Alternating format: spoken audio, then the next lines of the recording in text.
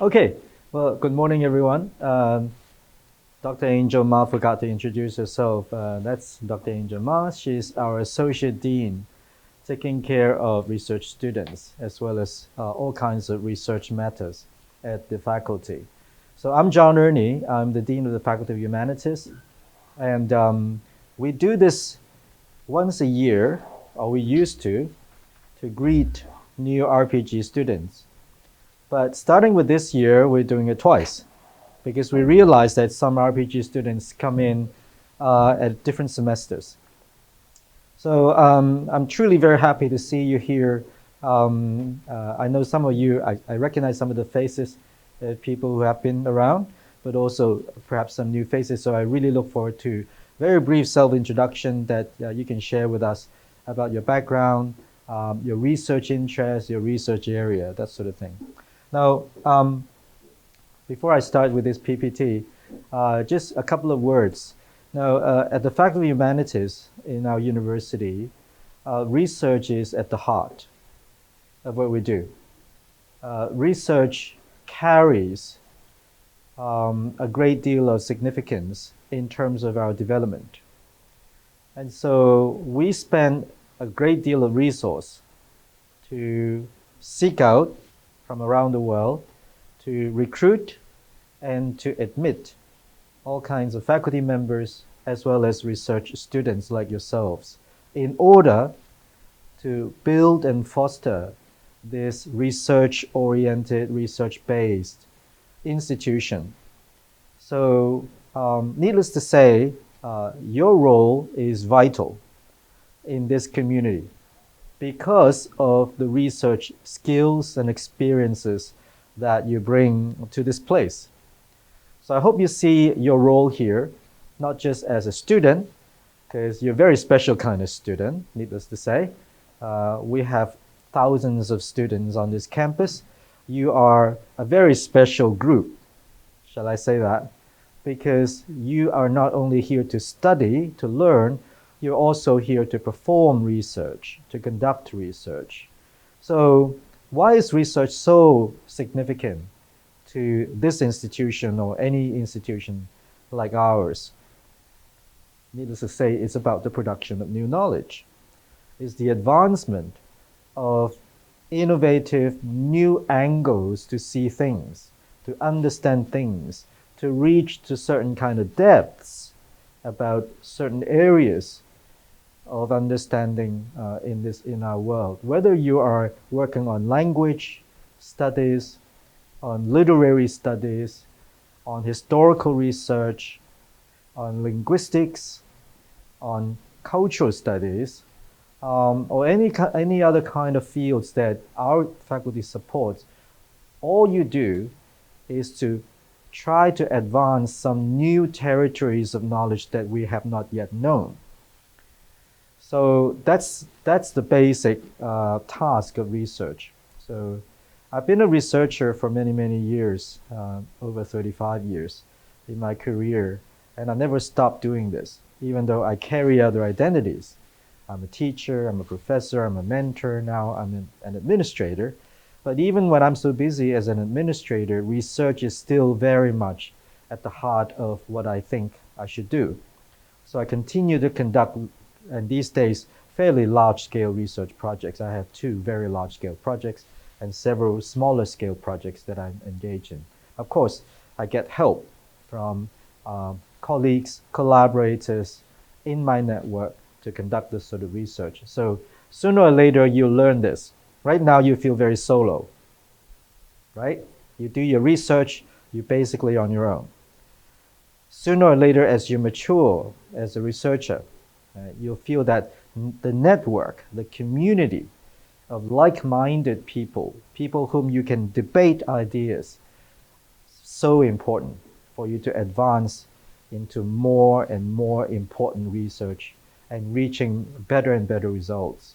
Okay, don't rush into it because you need to establish your own foundation in terms of your own research skills and your own research experiences before you can branch out to seek partners and collaborators. Okay.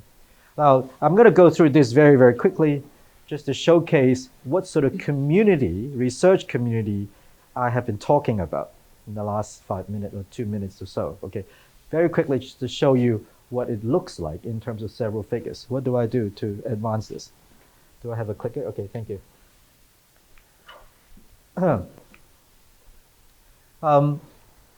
QS ranking, increasingly very important, needless to say, around the world. Our university, just to give you a sense, for those of you who are new, and even for those of you who have been around, may or may not know this, QS ranked us in the subject area of education in 2024 as being 5th in Asia and 20th in the world. Our ranking is extraordinarily high in the area of education. In terms of the overall ranking, university ranking, that is all kind of subjects put together, we are 212 in Asia. US News and World Report is another ranking agent who also put our education and educational research on the place of 6th in the world. So very consistent with QS. Finally, the Shanghai ranking. This is a very important global ranking done in Shanghai. Also in the area of education, we are ranked 13th in the world. Our FHM scholars over the last few years, just to display for you, a range of our scholars have been identified by Stanford University as the world's top 2% and sometimes 1% scientists in the world. Now, this is extraordinary achievement. I know how complicated their formula is at Stanford to look at all kinds of factors in order to compile this global ranking of top 2% scientists in the world. And we have many of these scholars in our own faculty. Okay, that's you. So I think this is the most, I hope this is the most accurate number. I hope so. Number of PhD students in the last 3 years in terms of new admittees. Number of HKPFS awardees. We're very, very proud of you, all of you, but especially those who win the HKPFS. This is the PhD fellowship scheme of the Hong Kong government. Super competitive, very prestigious. I can tell you I'm one of the panel members to look at the applicants. And I know how tough the competition is. And each year, the Hong Kong government only awards a very small number. And then here we are in our faculty. We got 2 last year and 4 this year. Okay, I believe in the entire University of Education, University of Hong Kong, there's about 10 or 12. And 4 of them are in our faculty. So this is an extraordinary achievement. So congratulations if you're one of the HKPFS PhD students here. Self-financing students, we have, this is a new category, more or less new, we have 3. So you can see, so at this particular point, unless they're all graduated, I doubt it. So you add up the number, not a small number of PhD students. We also have EDD students who are also doctoral students. But in terms of PhD students, you add about 20 some students in our faculty. So treasure that community. These are your buddies. These are your peers. You should get to know each other very well, socialize, whatever, because your community, like I said, is a very special one, and the number isn't very small. And then we try to grow that. Okay, these are the, I think I'll meet some of you later when you introduce yourselves. We also have a postdoctoral fellowship scheme, of course. Archie is one of our postdoc fellows. This is just to, you can just glance through it. We dug out some information about some of our outstanding former PhD students of ours who graduated from China, from other parts of the world in various different departments. These are departmental names, as you know. So graduates from different years and then becoming excellent scholars, researchers, professors, lecturers themselves. In terms of, this is some information we dug out for things that you would want to pay attention to, okay? Especially this one, the International Postgraduate Roundtable and Research Forum, Coombs Summer School, which we will conduct again in 2025 this year. I think August. Don't quote me. I think August of this year. So please make sure you attend this one. This is attended by thousands of RPG students from around the world, not just at U, not just in Hong Kong. And of course, they also have a summer school where there are all kinds of exchange and debate of ideas. I'm supposed to give a talk in the 2025 roundtable. Our Vice President for Research will attend. He's the host of it, and he's very, very proud of this event, this annual event. But there are other sorts of events that we do. We also have big conferences coming up in the area of English language, linguistics, corpus linguistics kind of research conventions that we conduct here. So this is last year, 2024. Do we have a list? 2024. We should have a list. Oh, here. Something that's going to happen in 2025. As I said, you can just take a look. But anyway, we'll send out this information to you, right? So watch your email and submit your papers to present here, but also try to present overseas. Just maybe one word about these conferences, right? I'm a kind of conference baby myself. When I was in my first year of PhD, which is many years ago, right, last century. No, literally. And I remember the first year as PhD student, my supervisor said, there is this big international conference called the International Communication Association. And at the time, I was in Illinois, in the US, middle of US. And then this conference is going to take place in Montreal, in Canada, which is on the East Coast. So how do I get there? Do I have money, travel funding? Nothing. Right? So I took a very long bus, 12 to 15 hours on a bus, just to go from middle of United States to the East Coast of Canada. And then I stayed in a church. I found a pastor who was very kind to take in poor students like me, because I didn't have money to stay in a hotel. So I stayed in the church for free. And then I went to the conference. I've never stopped going to conference in the last 35 years. I'm going to several this year again. That International Communication Association has become my intellectual home, because this is the largest professional organization in the field of communication studies, which some of you may or may not know is very large. This is a very, very large field, just like language studies, huge around the world. So thousands, usually 3,000 to 4,000 people go to a conference every year. So I still go. This summer, I'm going to Denver, Colorado, to go to ICA. So I've become their executive board member. I've done various kinds of, played various kinds of roles in that organization. Now, conferences beyond your own university, beyond this community of people that you hang out with, conferences represent another kind of home. You should feel like a sense of home. Of course, thousands of people, but of course you don't get to meet everybody. But you'll meet people in the same areas of research within that big thing. And then if you go year after year, you begin to make friends and stay friends with them. And then you begin to collaborate. You write books together. You travel to see each other. Sometimes when I have a conference that I host here, I invite some of my old friends from ICA to come and attend my conferences. So conferences play a very important role in your intellectual life as well.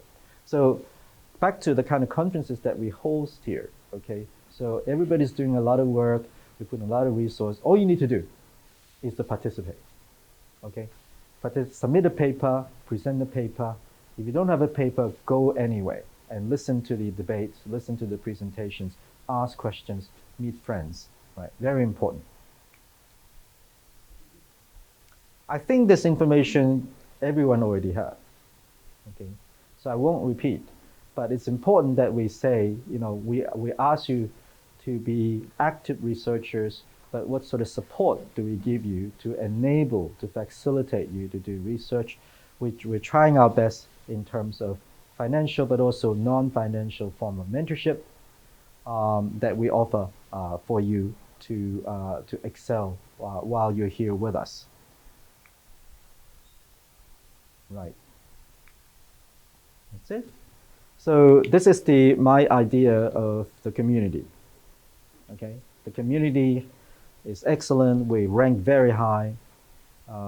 You may or may not think you're in education. The education ranking is very high. Okay, but in one way or another, since you are interested in coming to our university to conduct research, one way or another, your research touches on education, whether you're studying language or other sorts of things. It's not just language in and of itself, but language and education together, history and education together, literature and education together. So you should feel very proud that education is in fact our hallmark. That is widely recognized worldwide as being an excellent hallmark of this university. Okay, so when you carry a PhD with you in the name of Education University of Hong Kong, people recognize this being a very excellent home for education research. Okay, so this is the kind of identity that I hope you develop. I think I'll close here, and then maybe then they'll get some time to introduce themselves, and then we can talk later. Thank you. All right, good afternoon, everyone. It's so nice to be here and so nice to present in front of you. My name is Archie, but my full name is a little bit more complicated than that, as you can see. So my full name is Artem Zadorozhny. It's the Russian-Ukrainian name. And I'm here today to talk briefly about the topic of why publish and how to make it meaningful. It's a very broad topic, and actually I have only about 20 minutes to talk about this, but of course I could make it 1 hour. So I tried to condense as much information that was that I would like to talk with you about. So before I proceed, give me a second. Yeah.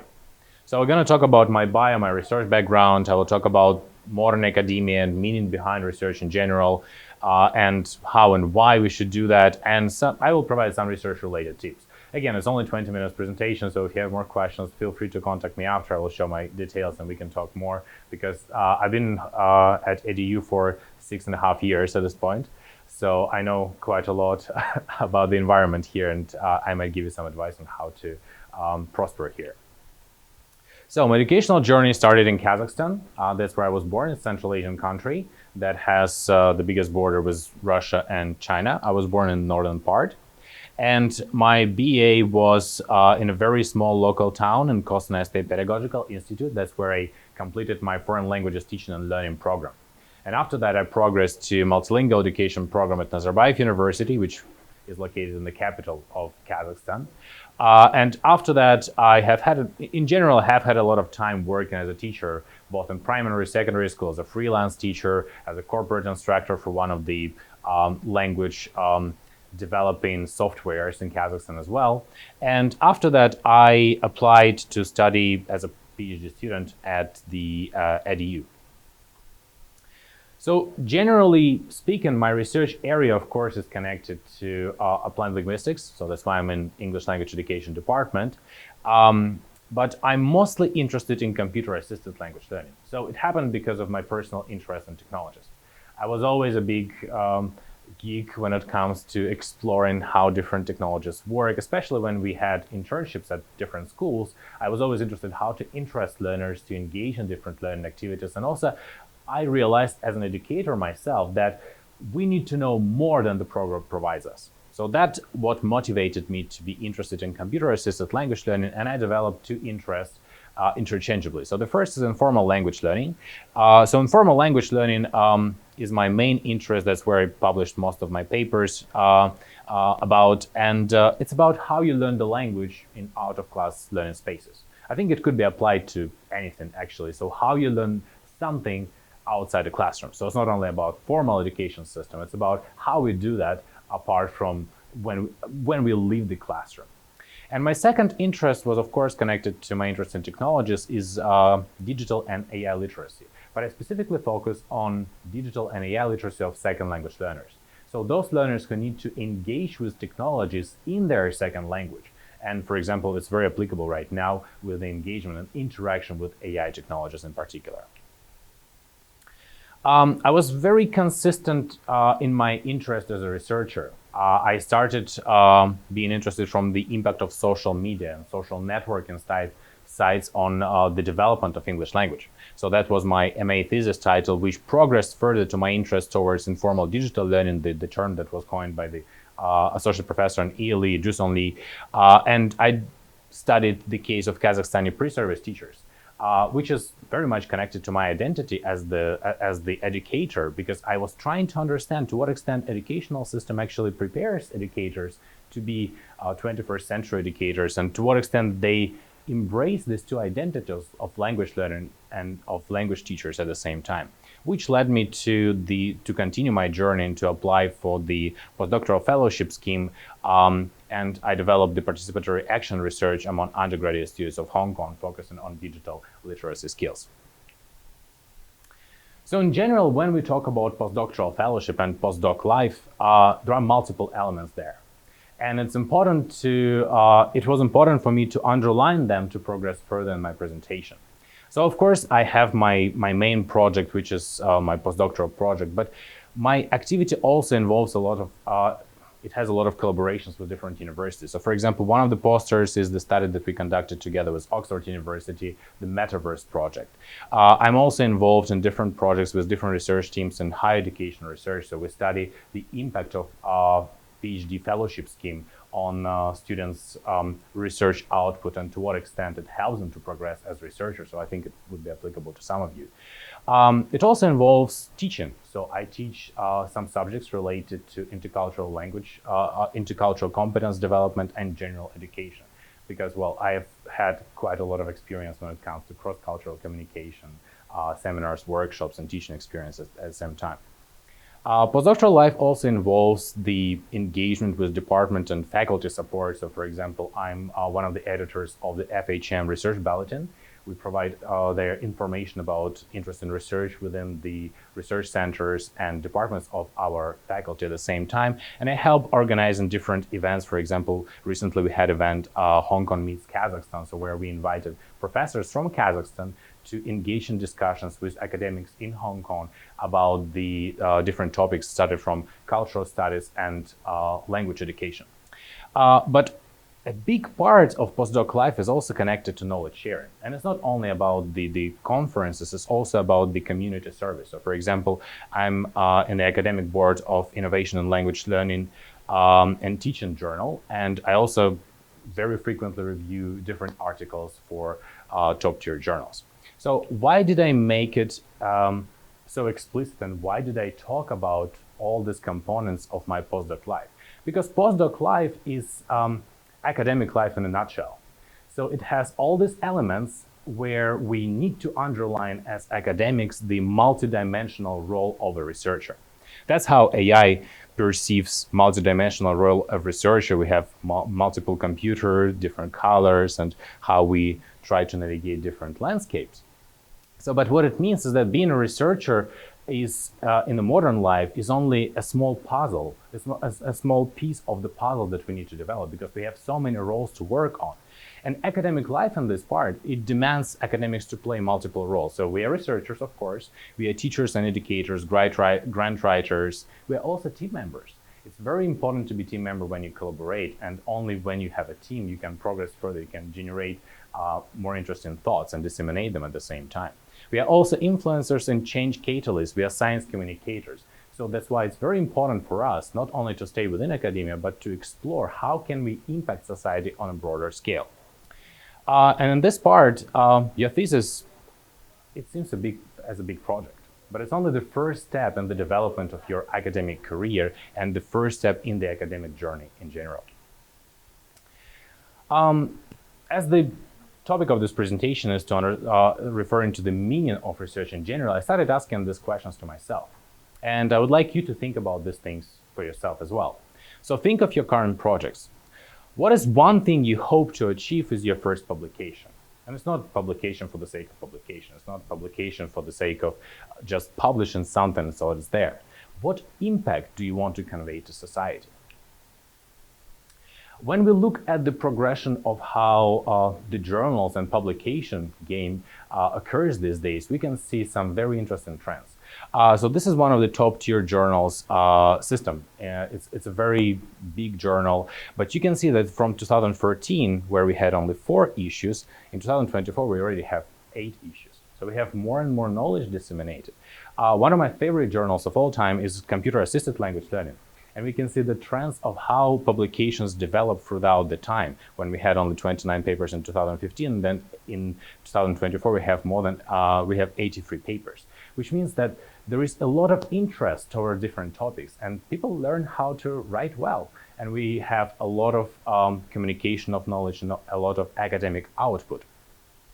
When I refer to my area of research and formal learning, I did this short search in Google Scholar to understand the development of informal learning of English. So until 2015, we had about 91,000 results. And then if we try to consider it now, there are about 3 million results connected to informal learning of English. So it just helps you to understand the perspective how the knowledge dissemination, knowledge output develops through time.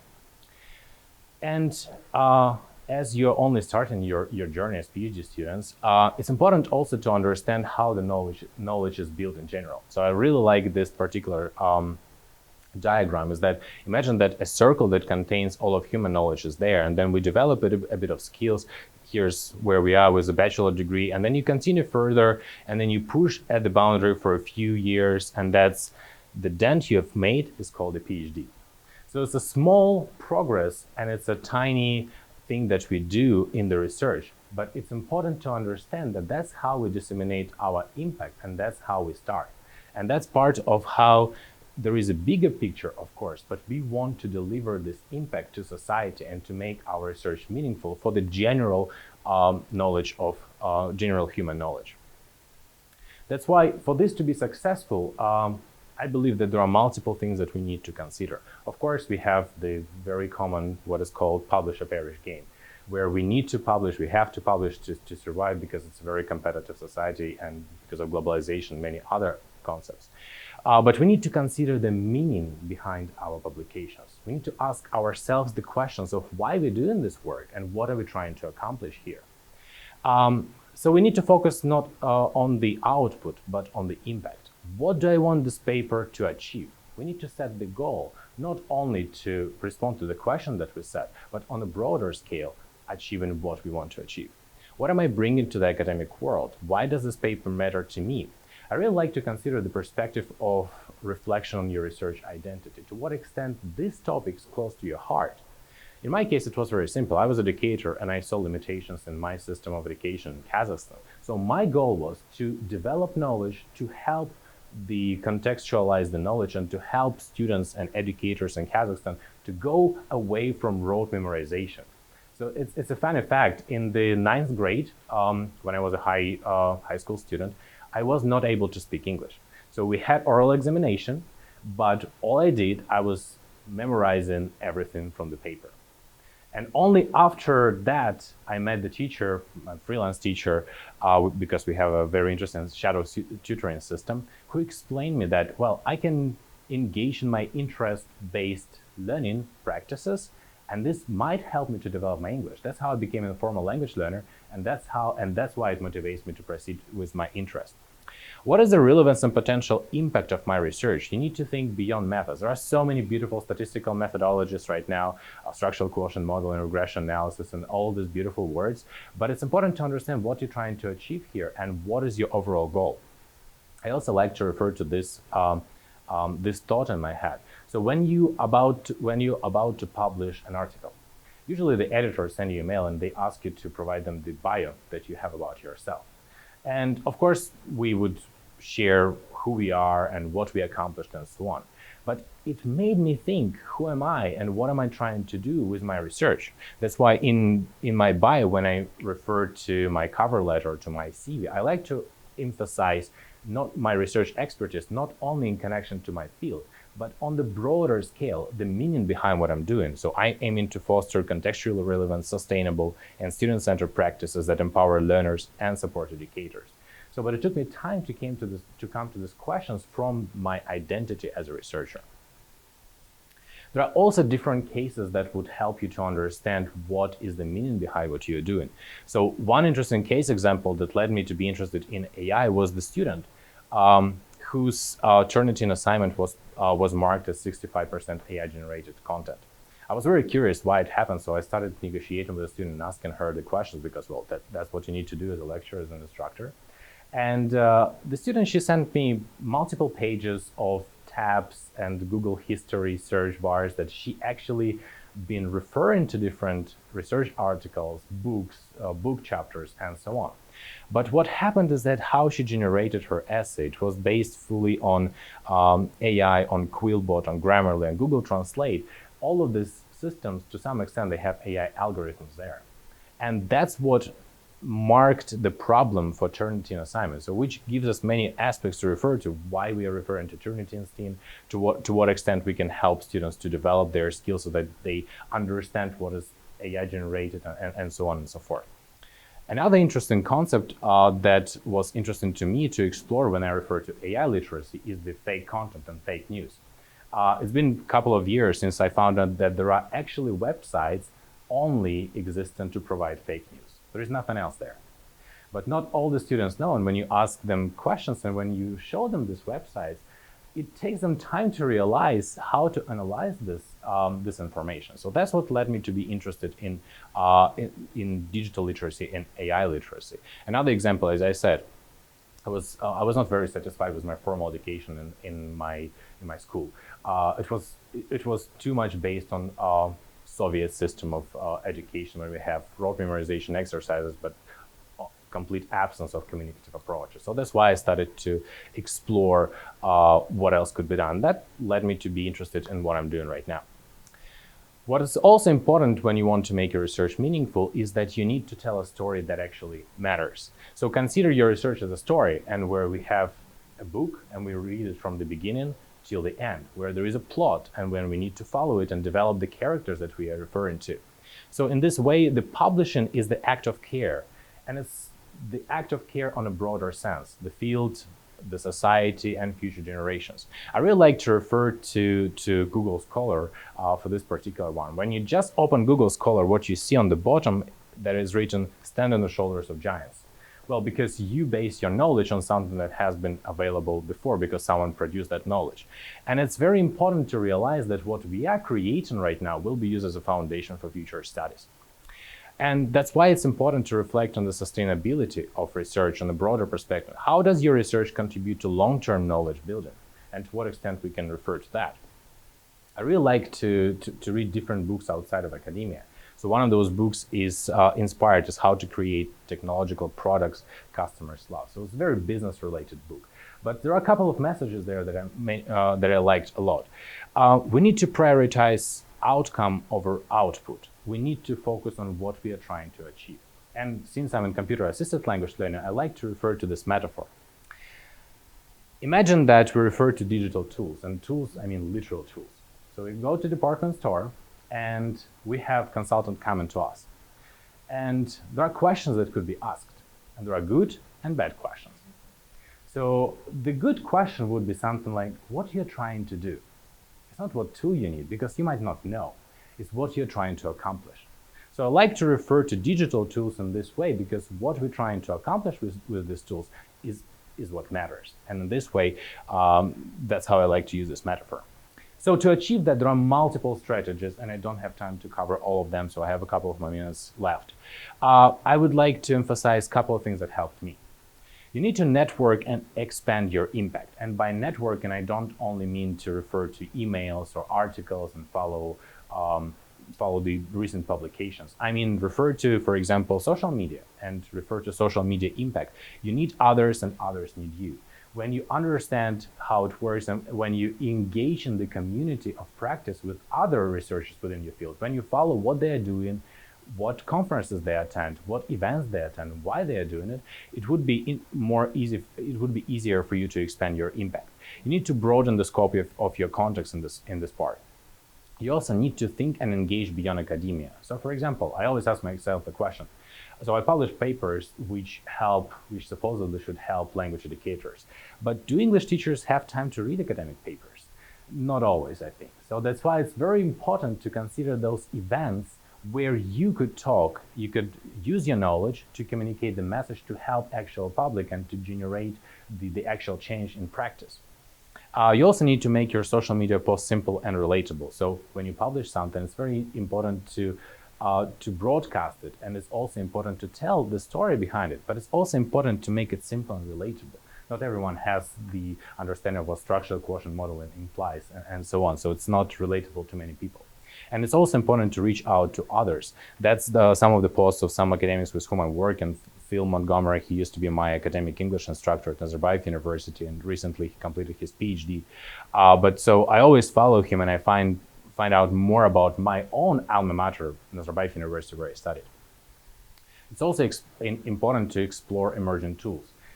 There are so many tools that could help you to become a better researcher. So for example, citation management apps that, for example, Zotero, that helps you to keep track of what you're doing on a daily basis, and it also helps you to generate references. You can also tag everything and highlight information there. But I like to refer to project management tools because it's all about projects. Our PhD degree is also a project that we want to commit to and we want to complete. And we have different tools that can help us to facilitate this process. And also, it's all important to broaden your scope of knowledge.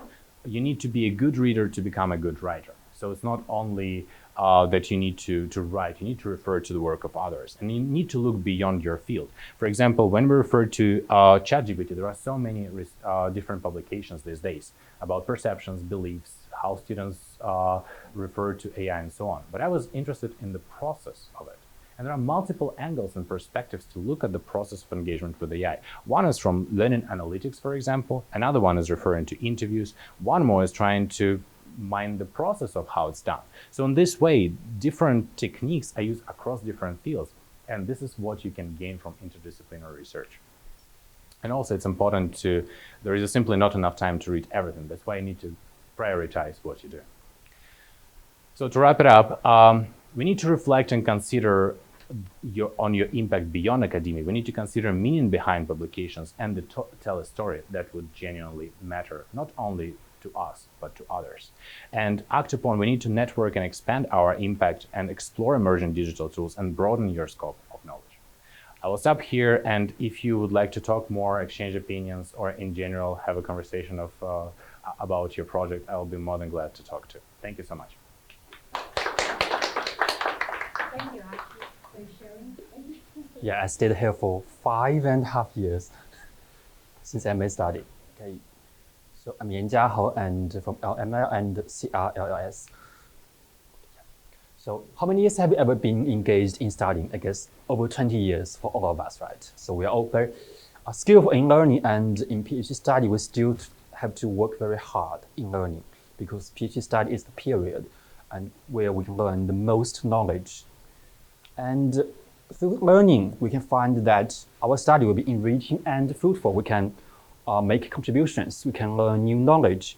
We can read more interesting papers. We can meet many friends, and we can do presentations at conferences, and we can publish in articles. Sometimes you can even receive some awards. So, and before a few days ago, I asked some of my friends, what do you want to hear more about this under this topic? And they told me that they want to hear about this topic more, because PhD study is not always easy and happy. You can have many frustrations, you can have a lot of pressure and so many things. So today I'm going to share some of my stories under this topic.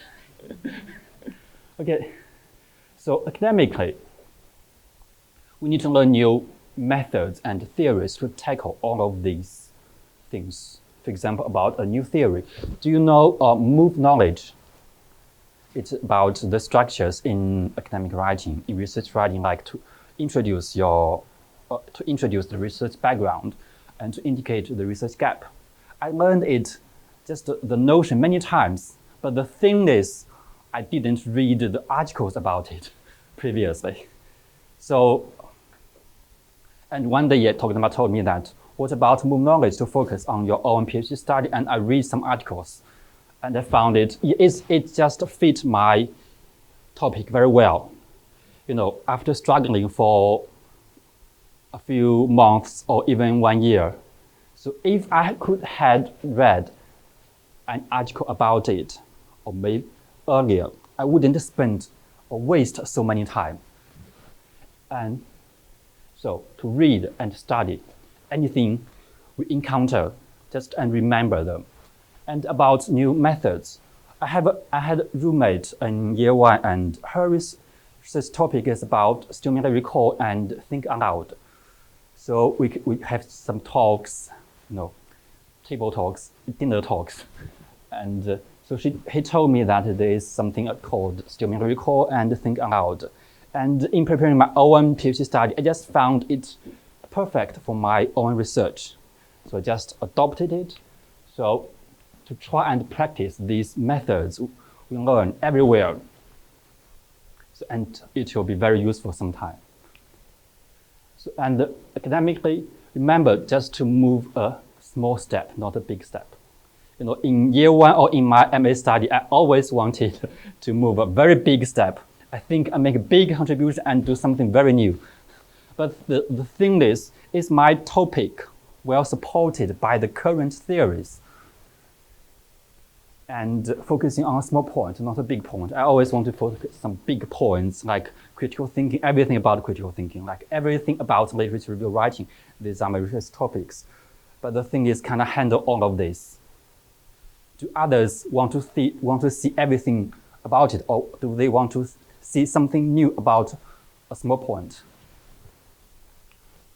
And academically, to ask advice from our supervisors and to listen to their advice and to ask advice from our FHM staff and our university staff. Okay, story 1 about a story between me and my supervisor. Yeah. So, in my MA study, I drafted my first article to be published. And she asked me that, is my statistical method well supported or workable? And I said yes. I'm very confident in my own topic, our own method. But the thing is, I'm very confident. And then I got my first rejection from my first paper. So if I could have listened to her advice earlier, and if I could consult one of the staff focusing on statistical method, then I won't, or maybe I won't receive that rejection, or maybe I could handle everything better. So listen to the advice and be brave to ask them and talk to them. I think all of the staff are very friendly. All the staff I met are very friendly, yeah. And emotionally, of course. Sometimes we have so many frustrations and stress and disappointments.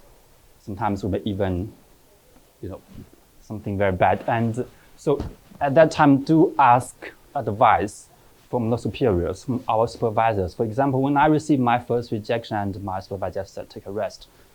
And even though at that time we have many things to do, but she allowed me to take a brief rest. So I really appreciate her support emotionally and academically. So consultations, our university have so many forms of consultations, including the consultations with the psychologists and the consultations with other staff and the consultations about like the research methods. And one of my friends, she has already left here. She cried many times because of her study.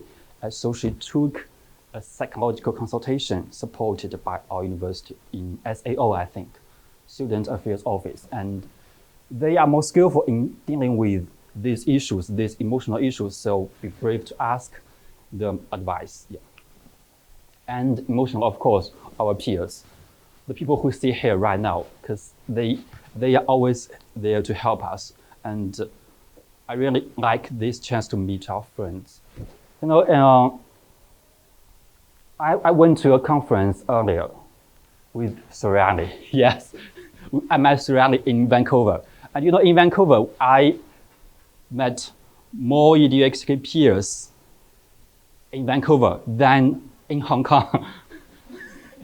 So, and actually, you know, is under the COVID-19, under that period, you don't have much chances to meet each other. So do enjoy these events and the conferences.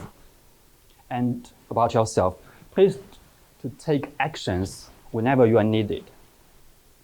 And I will share some of some techniques just when it's needed or when I want to take a rest. Just, for example, empty my mind for a while. Just to put everything down and take a rest, or just take a walk, just walking around the P floor, and to force myself to take a rest. And you know, sometimes we had to work continuously for a few weeks without a rest. But please remember, when you are very tired, just force yourself to take a rest, or sometimes just like lying on the bed all day, and to take a walk individually or with friends.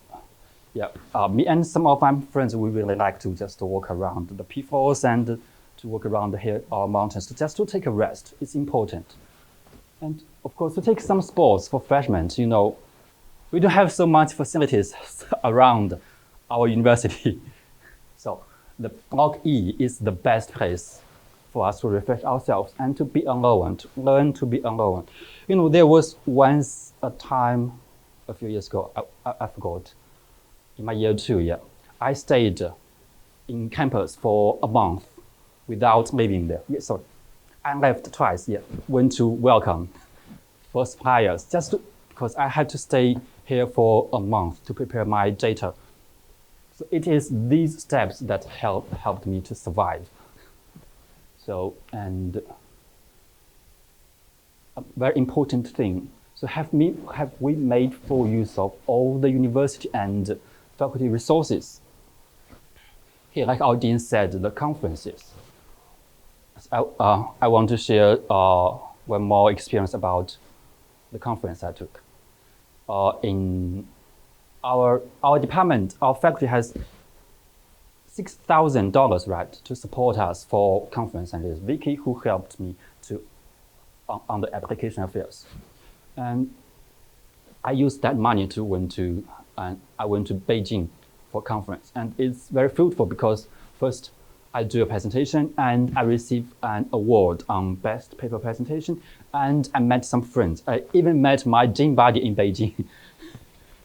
So we just encourage each other to exercise and to share our opinions on AI and computer-assisted language learning. And of course, the international outreach program in Vancouver and in, where is it? Sydney, right? Yeah. And also I met Archie in Tokyo, supported by the conference support of graduate school. So we have so many resources to support our conference, and you may meet some of the EDUXK peers in other sides, in other cities, yeah. Okay, thanks. These are my own stories. Thank you.